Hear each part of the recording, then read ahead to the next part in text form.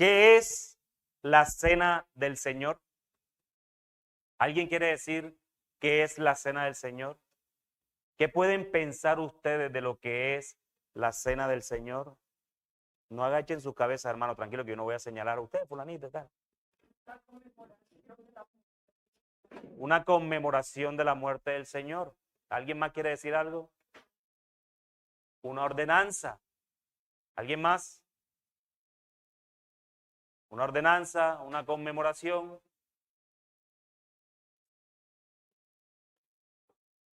Voy a leer lo que nosotros creemos que es la cena del Señor basados en nuestra propia confesión, que dice, creemos que enseñan las Escrituras que la cena del Señor es cierta provisión de pan y vino que representa el cuerpo y la sangre de Cristo y que de ella participan los miembros o no miembros bautizados conforme a lo que enseñamos el domingo anterior, es decir, que sean creyentes bautizados, credo bautismo de la iglesia reunidos para tal efecto, conmemorando así la muerte de su Señor, proclamando la fe que le tienen y su participación en los merecimientos de su sacrificio, su necesidad de que les suministre vida y nutrimientos espirituales y su esperanza de la vida eterna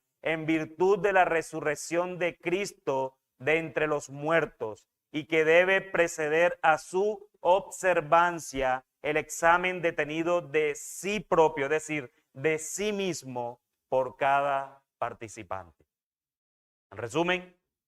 En resumen, yo sé abogada, yo sé cómo terminar. En resumen, un pedazo de pan y una copa que representa, y tengan en sus mentes siempre el tema de representación, porque ahí es donde doctrinalmente nos diferenciamos de otras doctrinas acerca de la cena del Señor.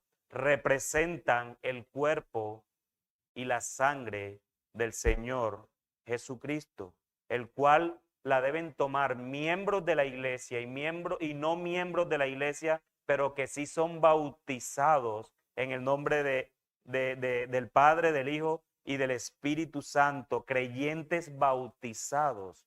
Y como nosotros lo practicamos incluso por inmersión, a pesar de las particulares que pudimos haber visto el domingo pasado, pero, mis hermanos, con un examen propio, antes de tomarla, de haber discernido el cuerpo, como el apóstol Pablo nos enseña en 1 Corintios capítulo 11, de haber discernido el cuerpo. ¿Cuál es el cuerpo del Señor? ¿Quién es la cabeza de la iglesia?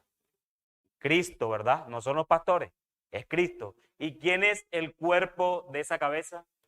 La iglesia. Entonces, cuando Pablo dice discernir el cuerpo, no se refiere al cuerpo natural de nuestro Señor, se refiere al cuerpo espiritual que es la iglesia. Y cuando vemos el contexto del capítulo 11, lo que estamos viendo es que Pablo está exhortando fuertemente a la iglesia de los Corintios por las divisiones que se estaban presentando dentro del cuerpo local.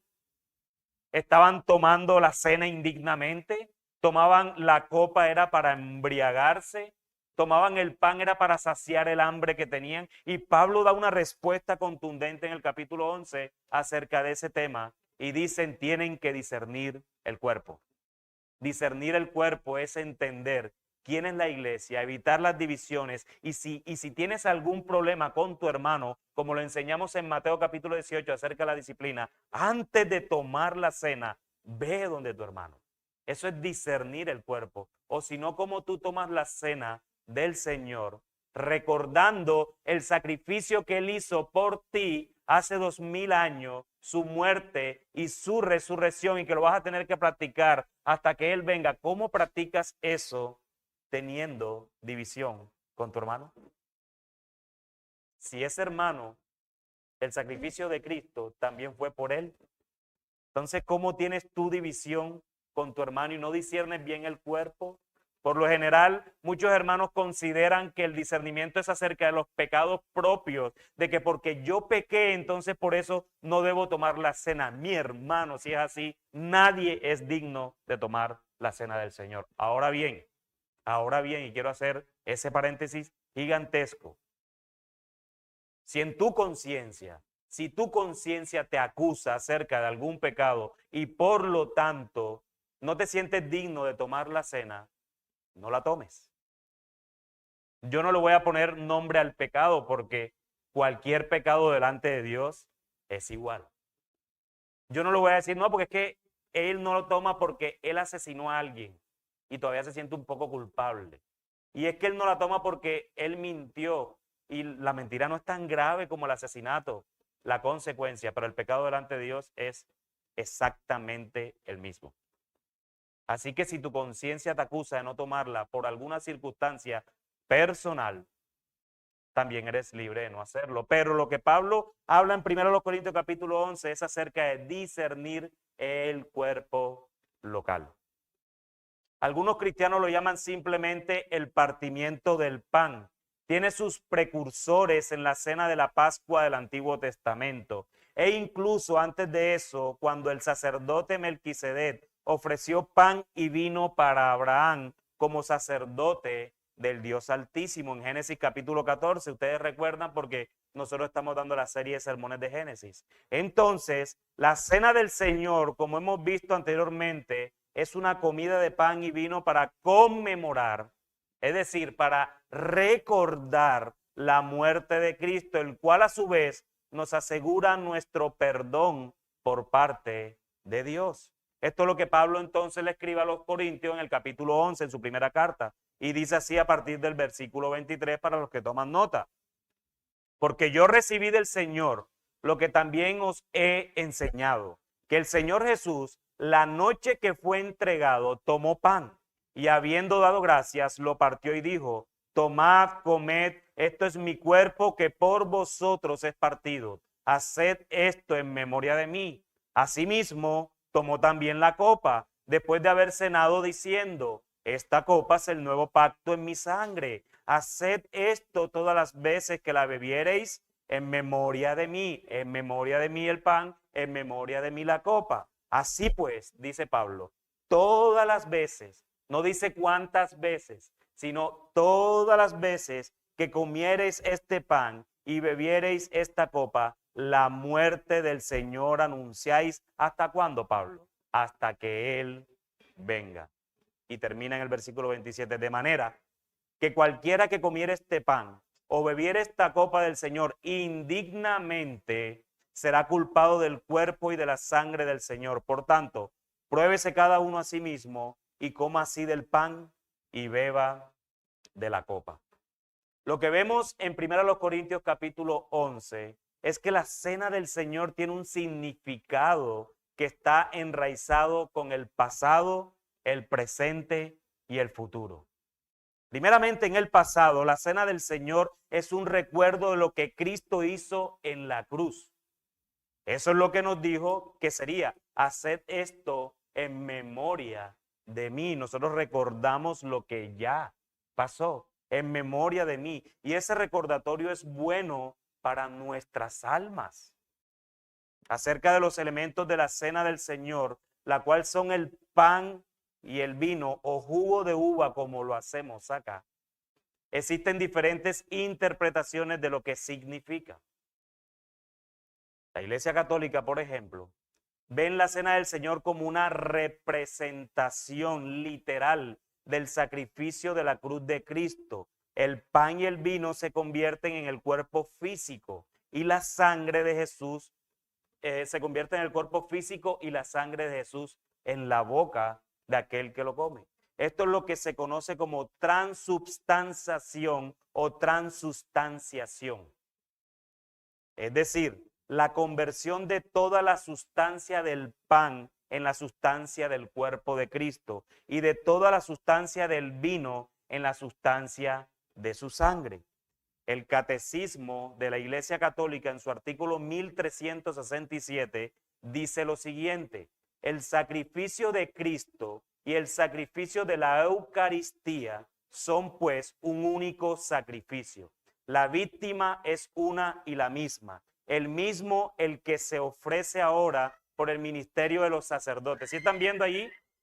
¿Sí entendieron eso? Porque es claro decir esto, miren, pues es un único sacrificio y hasta ahí estamos de acuerdo, todos, porque ese fue un único sacrificio. Pero dice, el mismo, el que se ofrece ahora por el ministerio de los sacerdotes, el que se ofreció a sí mismo en la cruz y solo es diferente el modo de ofrecer.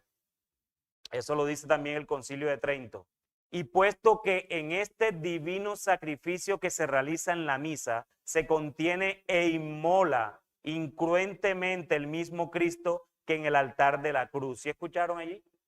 Se presenta lo mismo que está en la cruz, se presenta hoy cuando celebran ese evento en la iglesia. Se ofreció a sí mismo una vez de modo cruento. Este sacrificio es verdaderamente propiciatorio. Eso no es lo que significa entonces un recordatorio, ¿cierto? Como así lo enseña la escritura en 1 Corintios capítulo 11. Haced esto en memoria de mí, recordar lo que ya pasó. Por otro lado, mis hermanos, al respecto de la cena, Martín Lutero, y para que entiendan de pronto los que no conocen a esta persona o a este hermano en la fe de 1517, Martín Lutero era un monje de la iglesia católica, allá en Alemania, ¿cierto? Todos lo sabemos. Todo el que conoce de pronto la historia de la Reforma tuvo que haber encontrado o enfrentado a Martín Lutero de alguna manera. Y creo que más en una respuesta, escuchen bien, en una respuesta a la postura de la Iglesia Católica al respecto, enseñaba, y escuchen bien esto, que es posición de muchos de las iglesias evangélicas protestantes de hoy en día. Enseñaba que había una presencia real de Cristo en medio de la cena. Es decir, mientras que la iglesia evangélica celebra la cena del Señor, Martín Lutero declaraba que había una presencia real de Cristo. No tal vez como lo hacía entonces, como él viene del contexto católico, no que se comían a Cristo en la sangre y el cuerpo, pero sí existía una presencia real de Cristo en medio de la cena. Esto es lo que se conoce como consubstanciación. Ya vimos la transustanciación y esto se conoce como consubstanciación.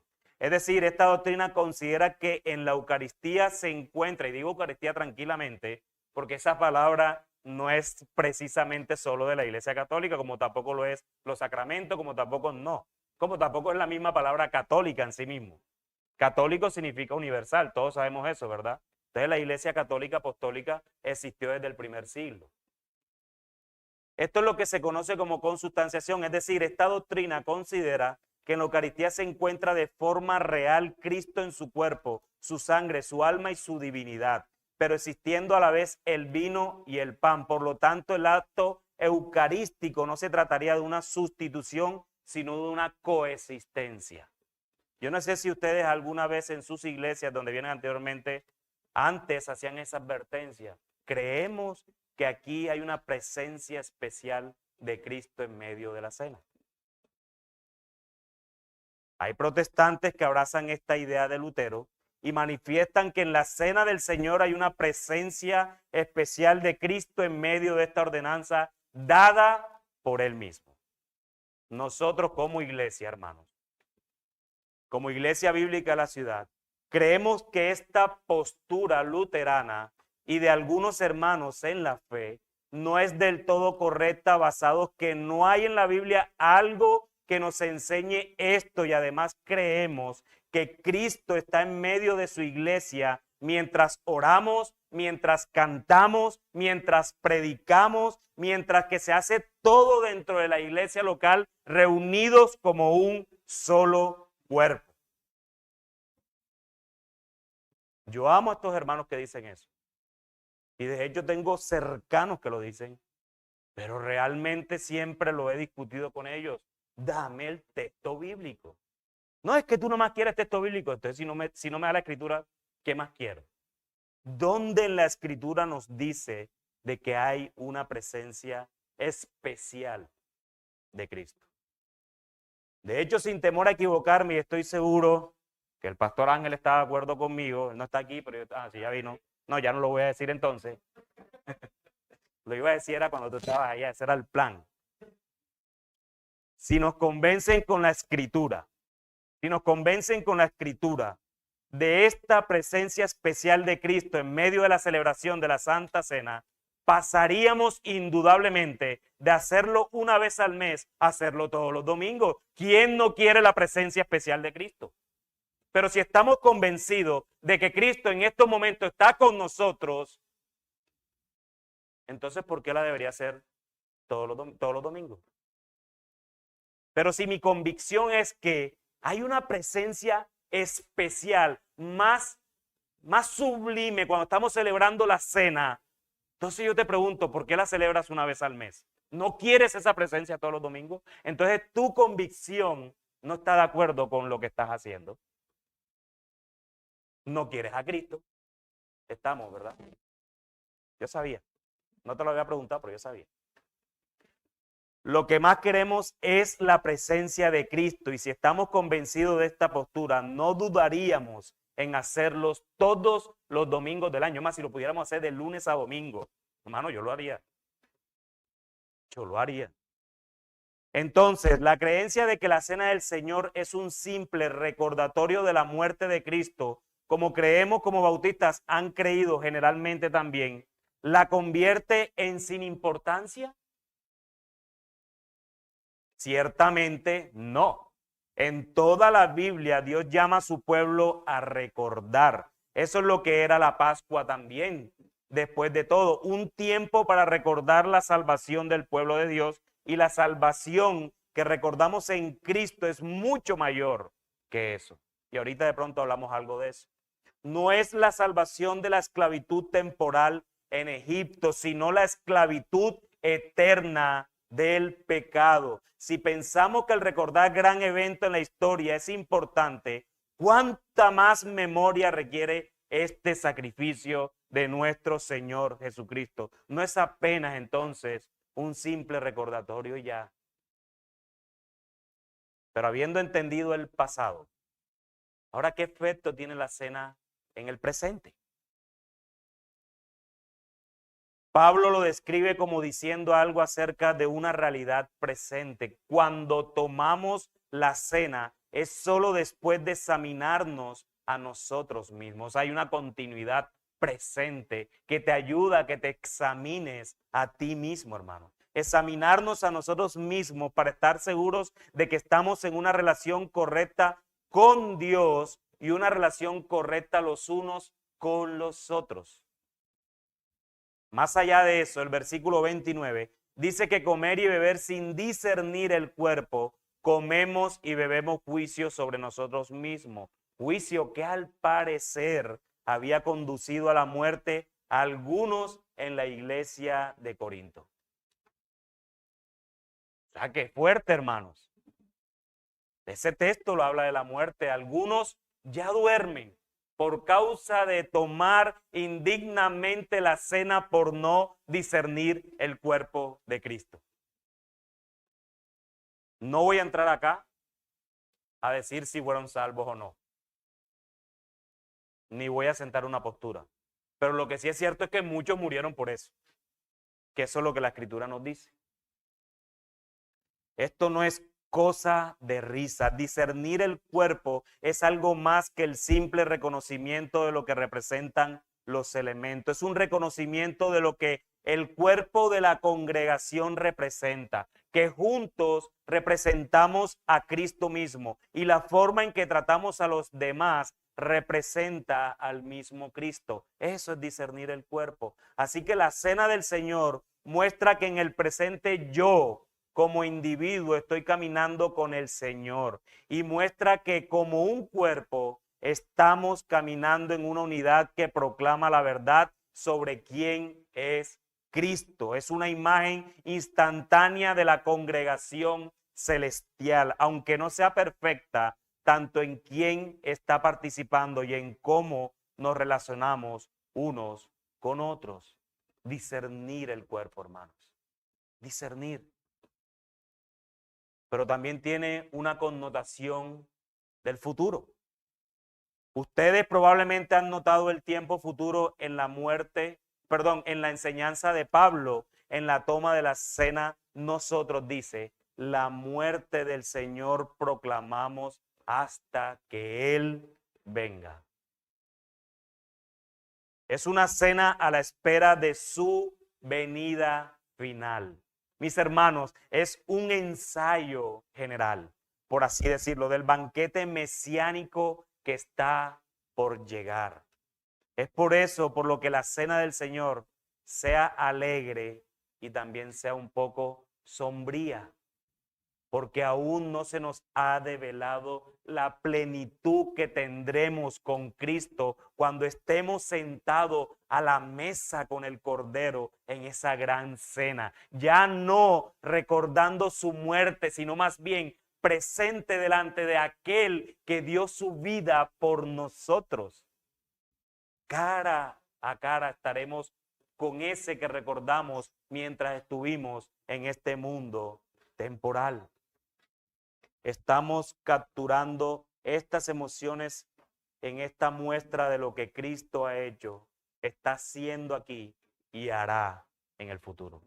Eso es lo que significa la cena del Señor.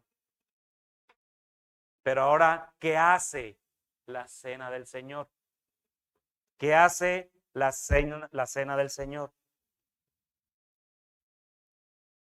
¿Qué logra la cena del Señor? En otras palabras, si alguien es cristiano pero nunca participa de la cena del Señor, ¿de qué se está perdiendo en la cena del Señor? He aquí una lista casi exhaustiva de todas las formas en que Dios nos da gracias a través de la cena del Señor.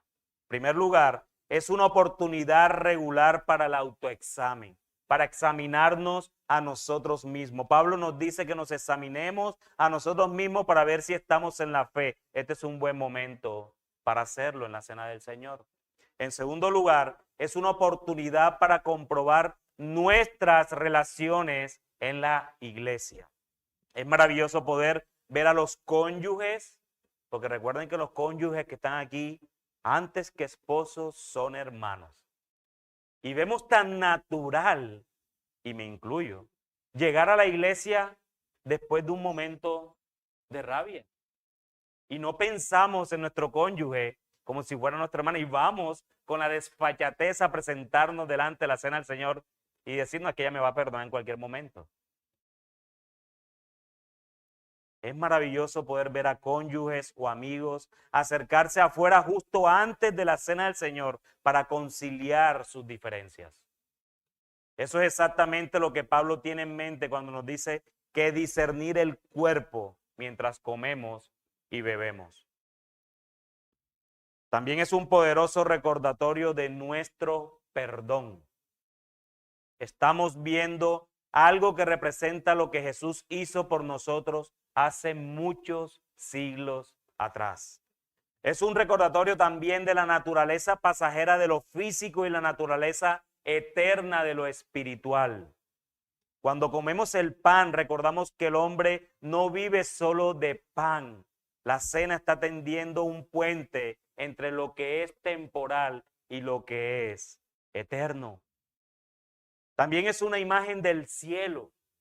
Es un estímulo para mirar a su alrededor durante la cena y obtener una visión y una pista de lo que será el cielo. Esto trae mucho aliento a nuestras almas y a nuestros corazones. Pero también la cena es una advertencia de juicio, escuchen bien, hermano, para aquellos que no participan. O tal vez por razones pastorales le han aconsejado no participar. O tal vez usted no puede participar debido a relaciones no resueltas en la iglesia. Lo que podría ser un indicio de los cielos también se convierte en una pista del infierno y eso es muy poderoso. O sea que aún la cena tumba nuestro propio orgullo. No, después de la cena hablo con el hombre. No, recuerda delante de quién te vas a presentar, delante de quién tienes que discernir el cuerpo. No es delante del pastor, que es el que ministra la cena, es delante de Dios mismo, quien la instituyó. a causa, y él no la instituyó porque es que a Jesús se le ocurrió antes de morir decir, mira, vamos a dejar esto para cualquier cosa. No, hermano, esa institución es con base al nuevo pacto que solo hay en Cristo. Este es el nuevo pacto. Eso tiene que ver con su sacrificio. El amén del Padre nos dejó ordenanzas. El amén del Padre en el pacto de gracia nos dejó ordenanzas para celebrar el bautismo y la cena, para recordar lo que ese pacto de gracia costó para la Trinidad. Porque a ti y a mí no nos costó absolutamente nada. Pero al Padre le costó su Hijo. Tú descargarías absolutamente toda la ira que puede contener tu alma en algún momento de tu vida contra tu hijo. ¿Lo harías? Ahora exponencialmente multiplica eso por miles de millones de pecados que fueron imputados al hijo y por lo tanto el Padre abandonó a su hijo en la cruz del Calvario. Eso es lo que recordamos cuando celebramos la Santa Cena. Y si eso no es suficiente, amigo que estás aquí, no es suficiente nada para ti. Si Cristo no es suficiente, no va a ser suficiente nada en tu vida. Pero también es un recordatorio de lo que está en juego en nuestra unidad como congregación. La unidad no es importante solo porque hace que la vida de una iglesia sea más agradable. Es importante porque es una imagen del cuerpo de Cristo. La unidad dentro de la iglesia. Y también estoy seguro que hay un significado que simplemente no entendemos. Jesús tomó esto muy en serio. Fue uno de los últimos actos de su ministerio terrenal y Pablo lo tomó muy en serio también. Cuando estemos en el cielo, algún día descubriremos que es un medio de gracia en formas que nunca pudimos comprender aquí en la tierra. ¿Quién puede entender al Señor? Dice Romanos. Aún que en nuestra mente ese sacrificio esté, ni siquiera nuestra mente es capaz de discernir absolutamente lo que ocurrió en la cruz del Calvario. Pero esto es un buen recordatorio, la cena del Señor, para que en nuestra finitez, en lo poco que podemos saber del Señor, podamos comprender y celebrar y conmemorar, recordar ese sacrificio para nuestras vidas. Eso es lo que significa la cena del Señor y eso es lo que hace la cena del Señor. Así que tomemos nota de algunas de ellas para pensar la próxima vez que tomemos la cena del Señor. ¿Cuál de estos has pasado por alto? ¿Qué has subvalorado tal vez de estas cosas? Pero mis hermanos, antes de pasarle el micrófono a ustedes para cualquier pregunta, yo personalmente me tomé el atrevimiento de hacer 3 preguntas por ustedes. Y yo espero que estas preguntas las hayan tenido en su mente mientras pasábamos por esta enseñanza. En primer lugar, ¿cada cuánto se debe celebrar esta ordenanza? ¿Por qué Iglesia Bíblica de la Ciudad la hace una vez al mes? ¿Por qué no lo hacemos todos los domingos? ¿Por qué no lo hacemos cada 15 días? ¿Por qué no lo hacemos 3 domingos al mes? Bueno, la Biblia no enseña cada cuánto hay que celebrar la Santa Cena, pero sí enseña hasta cuándo hay que celebrarla y es hasta que Cristo vuelva, ¿verdad? Así pues dice, todas las veces que comiereis este pan y bebiereis esta copa, la muerte del Señor anunciáis hasta que Él venga. Todas las veces, pero Pablo no dice cuántas veces. Dice todas las veces que lo hagas. En todas las veces puede darnos claridad en que no hay días exactos, pero sí nos dice que es periódicamente y nos confirma que sí se debe hacer hasta que Cristo venga. Así que si tenías esa pregunta en tu mente, ya la solucionamos. Vamos a la segunda pregunta. Esta es más dura. ¿Vino o jugo? Alcen la mano quienes antes en sus iglesias anteriores tomaban la cena con vino.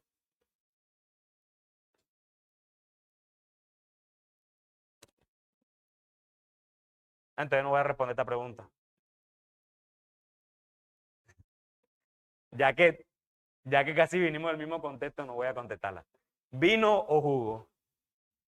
Otra pregunta importante y que ha merecido discusiones a través de los siglos es esta.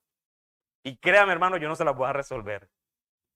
Cuando vemos a nuestro Señor Jesucristo en la institución de la cena y a Pablo en este capítulo, en este texto que leímos hoy, el cual él mismo dice que recibió de nuestro Señor, en ninguno de los dos textos se hace referencia a que si es jugo o vino. De hecho, se refiere es a la copa y no al contenido. Con esto, quiero ser claro en esto, con esto no se está afirmando que uno sea mejor que el otro, sino simplemente que el autor no lo afirma.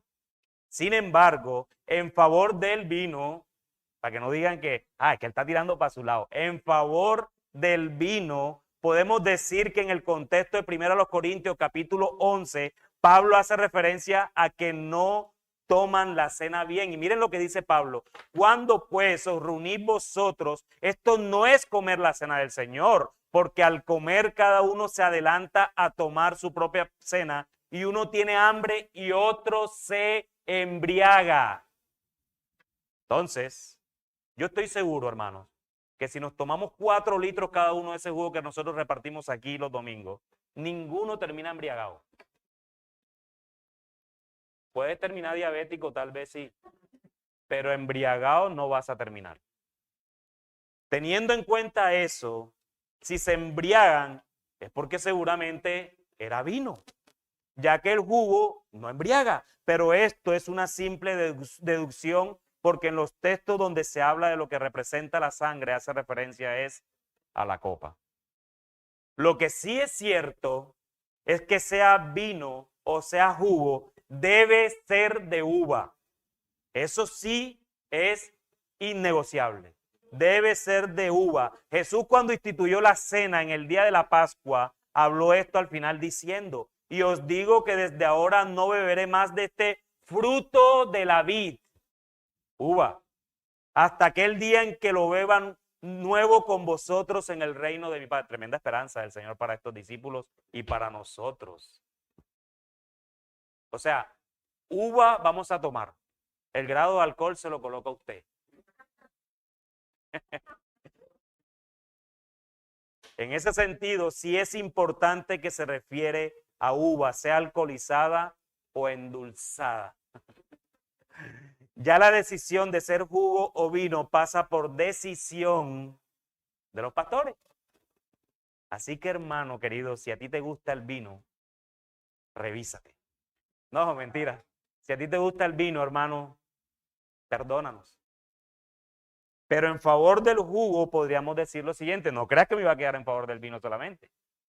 Si la presencia del alcohol va a ser una distracción de alguna manera, entonces esa es una preocupación válida. Ciertamente ninguna iglesia quiere ver a alguien dejar de comulgar o tomar este precioso recordatorio simplemente porque tiene una convicción contra el consumo de alcohol. La instrucción de Cristo para la iglesia fue: haced esto todas las veces que la bebiereis en memoria de mí. Entonces sería una lástima, mis hermanos, que la presencia del vino le ocasionara a alguien perder el enfoque y por ello desatender el mandamiento de Cristo. Y nosotros como pastores tampoco vamos a hacer ahora una encuesta. ¿Qué es lo que te gusta más? ¿El vino o el jugo? No, porque además hoy hacemos la encuesta y mañana hay 100 personas más, y si a esas 100 personas alguien tiene problemas con el vino y por eso no toma la cena del Señor, mi hermano, yo voy a sacrificar el vino por el jugo. En ninguna parte de la Biblia o de la palabra de Dios encontramos un requisito con respecto al nivel de fermentación del contenido de la copa. Entonces, pueden pensar, este jugo que estamos tomando está fermentado al 0% de alcohol. Y ya, se termina el problema de conciencia. Sin embargo, si alguien tiene una opinión estricta en cualquier sentido acerca de lo que honra más a nuestro Salvador, está bien que esa persona mantenga esa convicción. Nuestra idea tampoco es quitarla, pero debemos tener cuidado de no olvidar lo que la copa representa, no el contenido. Y no juzgar a un hermano o hermana en Cristo en materia de convicción. O si hay hermanos farmacodependientes también, porque es posible que nadie aquí tenga una lucha contra el alcohol, pero puede ser posible de que haya hermanos farmacodependientes donde dicho fármaco es imposible que se mezcle con el alcohol. Y si eso va a prohibir al hermano que tome la cena, pues nosotros vamos a sacrificar ese asunto. Ahora muchos pueden decir, bueno, hagamos vino. Yo sé que Juan Camilo lo está diciendo, ¿viste? Y lo dije en el espíritu. No, entonces compren vino y compren jugo. No, hermano, no tomen la cena. Además son minorías. Y yo alcé la mano, que quede constancia. Yo alcé la mano, que quede constancia. Yo alcé la mano. Ahora, mis hermanos, la tercera pregunta. ¿Quiénes deben tomar la cena del Señor?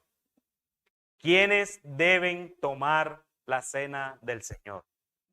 Hechos 2 de los apóstoles nos da mucha luz de esto. Dice el versículo 41 y 42. Así que, dice Lucas, el autor de los Hechos, los que recibieron su palabra fueron bautizados. Ahí hay un orden.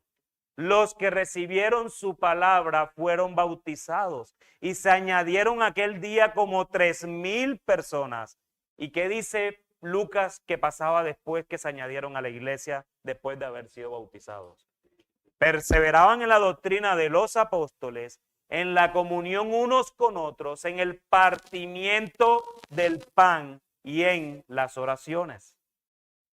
En ese orden de ideas, creemos que los que son creyentes bautizados son los que deben tomar la cena del Señor. No debe haber creyentes que no sean bautizados y por lo tanto no debe haber hermanos que no sean bautizados que puedan tomar la cena del Señor.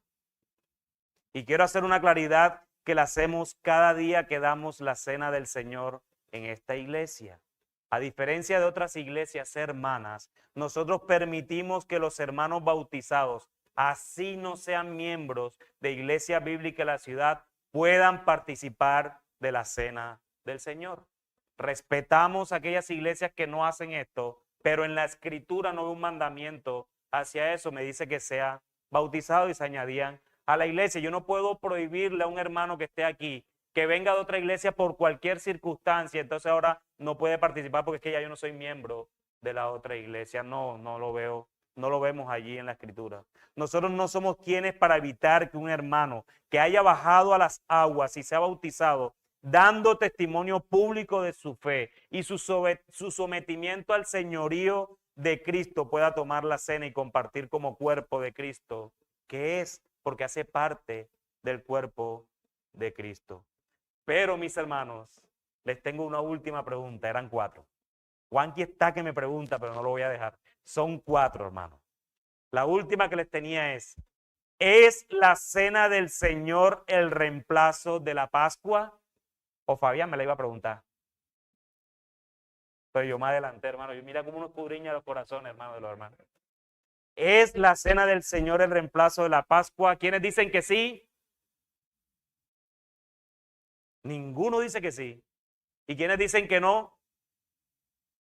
Bueno, pero de los 70 que hay aquí, nada más alzaron la mano 4. Les da miedo, hermano. Por eso yo alcé la mano 2 veces, por si acaso. ¿Es la cena del Señor el reemplazo de la Pascua? Así como estuvimos enseñando la semana anterior de que el bautismo no es reemplazo de la circuncisión, de la misma manera la cena del Señor no en mayúscula, no es el reemplazo de la Pascua.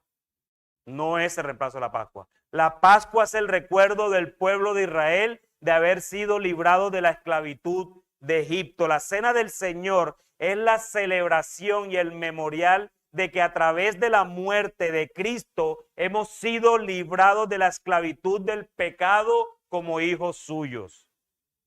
El bautismo y la cena del Señor, mis hermanos, escuchen bien esto a los que consideran que la cena es reemplazo de la Pascua. El bautismo y la cena del Señor pertenecen a ordenanzas que nacen en el nuevo pacto que hay en Cristo. Estas ordenanzas no estaban en el Antiguo Testamento. Nadie se bautizó y nadie participó de la cena del Señor de esta manera. Los que participaban de la Pascua era para recordar su libertad de Egipto.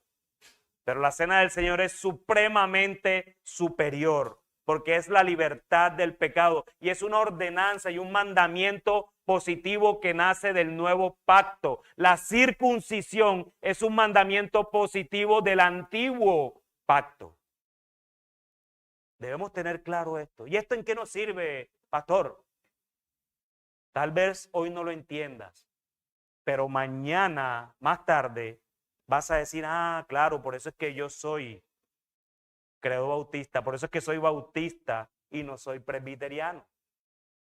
Porque nosotros administramos el pacto de una manera diferente a como ellos lo administran. Así que en ninguna manera, mis hermanos, confundan de que la cena del Señor es el reemplazo de la Pascua. Mateo 26,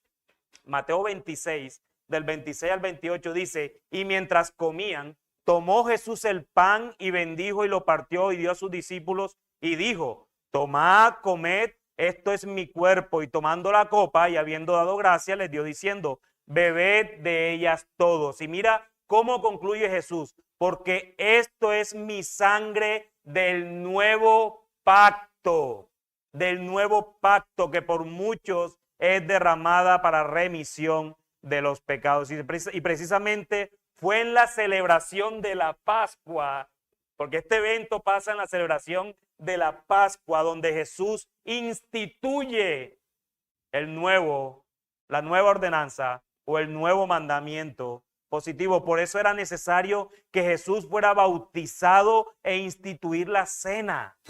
Era necesario porque Él es el mediador del nuevo pacto y dejó esos mandamientos positivos para nosotros como creyentes. El cumplimiento de la Pascua, mis hermanos, la Biblia nos enseña que es Cristo mismo. Él es nuestra Pascua, por eso esa celebración no debería llevarse a cabo por los que estamos en Él. Primero a los Corintios, capítulo 5, versículo 7 dice, limpiaos pues de la vieja levadura para que seáis nueva masa sin levadura como sois, porque nuestra Pascua, dice Pablo, que es Cristo, ya fue sacrificada por nosotros. La cena es instituida en el nuevo pacto en Cristo y es un mandamiento positivo el cual los creyentes bautizados tenemos el privilegio de participar.